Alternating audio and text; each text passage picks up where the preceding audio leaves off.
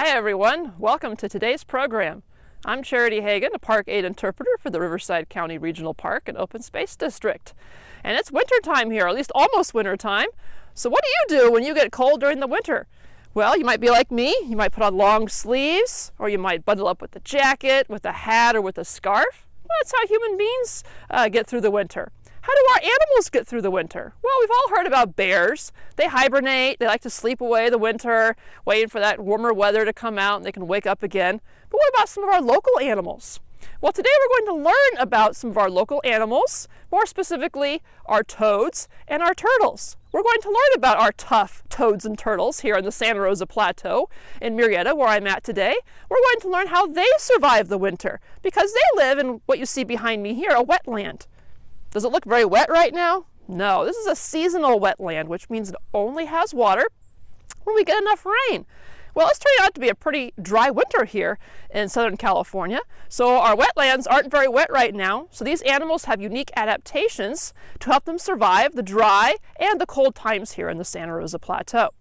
So this program will last about 15 minutes. And we're going to learn about these animals as well through some story time and through a craft activity. So if you need to get a drink of water, if you need to use the restroom or get a snack before you join me for the program, feel free to go ahead today as we learn about those tough toads and turtles. Well, here we are at the turtle pond here at the Santa Rosa Plateau. And as you can see from looking at the water down below me here, there's actually still water in this pond. And since there is water still in this pond, western pond turtles are still active. It's kind of chilly out this morning, so chances are we're not going to see any, but while I'm talking to you about western pond turtles, you might actually see some swimming in the water, especially the sunny parts right down here. So keep your eyes open, okay? So western pond turtles live here in the Santa Rosa Plateau in a place just like you see here. And here's what they look like. Now, there's a picture of our western pond turtle. They live all over the seasonal wetlands here in the Santa Rosa Plateau. But this turtle is actually quite rare. There's not very many western pond turtles anymore, mostly due to habitat loss. Not too many wetlands left around here anymore, especially in Southern California. They're the only native freshwater turtle in Southern California, and we're lucky to have them here on the Santa Rosa Plateau. And here is about how big they are. Here's a turtle shell. So they're not very big, actually kind of on the small size.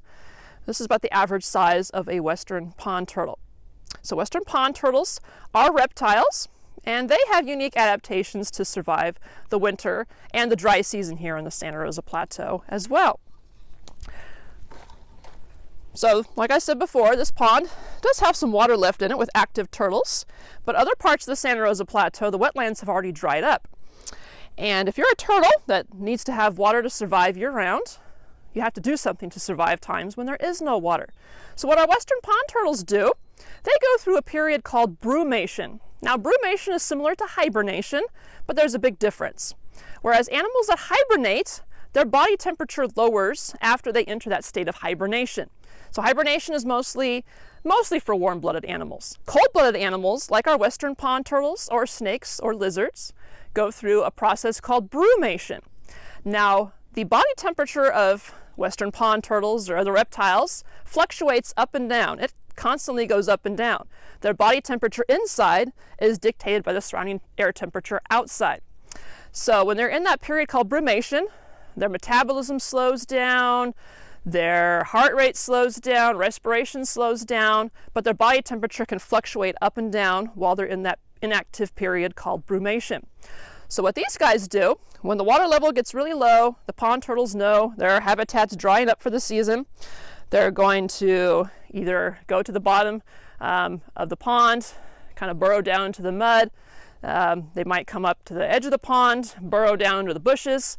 They're going to find a nice safe place to spend the winter or spend the dry season. But again, like I said, since the body temperature goes up and down, if it's a nice warm winter day, western pond turtles might come out on a warm winter day. I've actually seen western pond turtles walking around a dry wetland here in the Santa Rosa Plateau. Warm winter day, there's no water, but their bodies were warm enough to wake them up, and they went crawling around looking for food. Of course, they didn't stay out there because there was no food for them, no water in the wetlands because they eat plants that grow at the bottom of the wetland. As you can see here, lots of plants in here, food for our western pond turtles. So brumation, hibernation is a little bit different, but our western pond turtles, they do go through that period called brumation. And then if we get enough winter rain to hopefully fill up our ponds and our tanajas and streams here in the Santa Rosa Plateau, those western turtles, their body temperatures are going to warm up, they're going to wake up, and they're going to come out, be able to swim around and forage for food and go about their life cycle here on the Santa Rosa Plateau.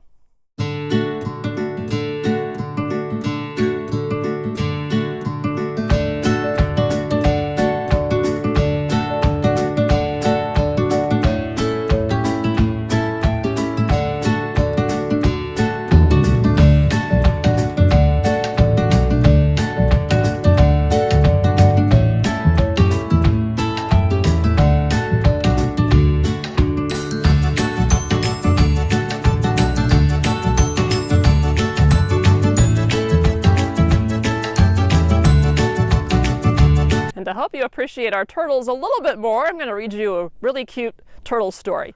This is called Turtle Races with Beaver. Turtle lived in a small pond. It was a fine place, with willow trees along the bank for shade and a grassy bank where Turtle could sun himself. The small pond had everything a turtle could ever want. Turtle thought his pond was the finest place in the world. Turtle spent his time swimming around and sunning himself. So it went until the cold winds began to blow from the north. Turtle said, "It is time for me to go to sleep." He dove down to the bottom of the pond and burrowed into the mud. He slept for the whole winter. He slept so soundly he did not wake up until it was late spring. The warming waters of the pond woke him, and he crawled out of the mud and began to swim to the surface. Something was wrong, for it seemed to take too long to get to the surface of the pond. Turtle knew the water had not been that deep when he went to sleep for the winter. When Turtle reached the surface of the pond and looked around, he saw that things were not as they should be. His small pond was now twice its normal size. His fine grassy bank for sunning himself was now underwater. His willow trees had been cut down and made into a dam. "Who has done this to my pond?" Turtle exclaimed. Just then Turtle heard a loud sound. Whap! Turtle turned and saw a strange animal swimming toward him. It had a big flat tail that it would lift up and hit the surface of the water with. Whap! "Who are you?" Turtle said. "What are you doing in my pond? What have you done to my beautiful trees and my green grassy bank?" The strange animal said, "This is not your pond. This is my pond. I am Beaver. I cut down those trees with my teeth. I built this dam and made this pond nice and deep. This is my pond now, and you must leave." "No," Turtle said, "this is my pond. If you do not leave, I will fight you. I am a great warrior." Beaver said, "That is good. We will fight. I will call all my relatives to help, and they will chew your head off with their strong teeth." Turtle looked at Beaver's teeth. They were long and yellow and looked very sharp. Turtle said, "It will be too easy to fight you. Instead, let's have a contest to decide which of us will leave this pond forever. Let's have a race instead. The first one to reach the other side of the pond is the winner.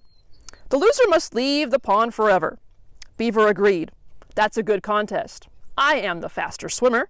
When I win, you will have to leave my pond forever. Let's begin."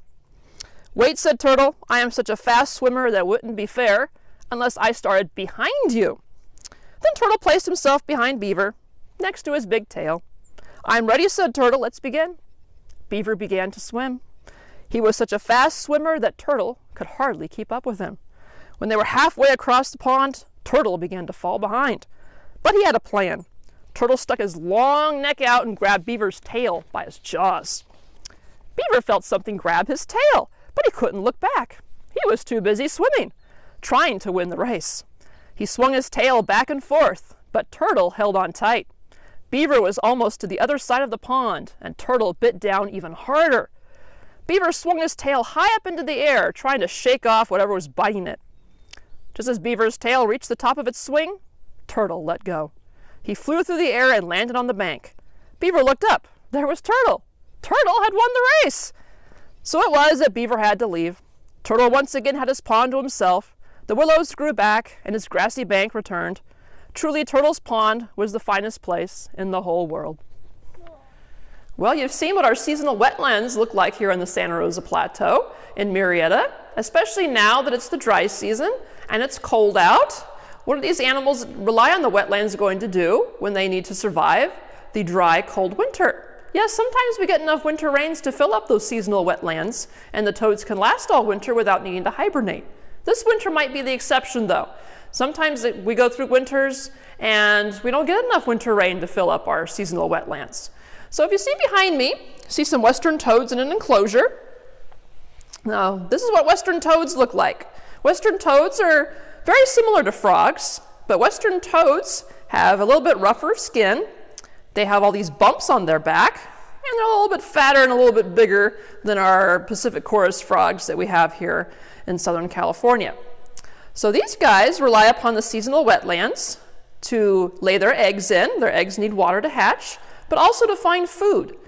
They mostly eat insects. Insects are a big part of their diet, and they like to eat insects that is in the water of the seasonal wetlands.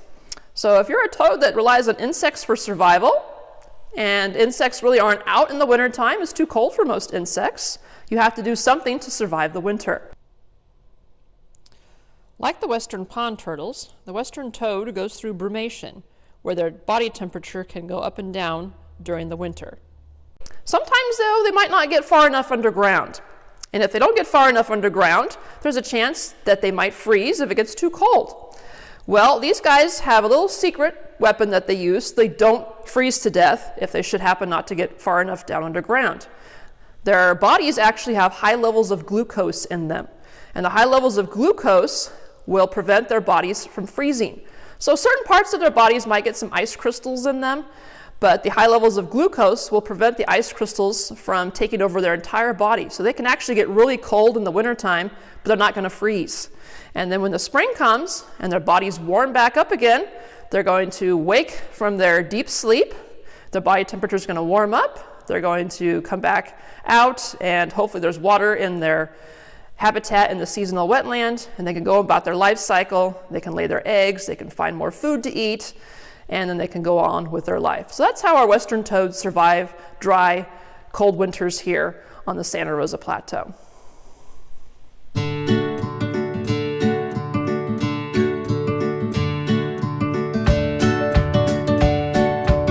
Well, I hope you've enjoyed learning about those tough toads and turtles today. Today we've learned about how toads spend the winter. We've learned about how our western pond turtles spend the winter. We've learned the unique adaptations that each animal has to survive here on the Santa Rosa Plateau.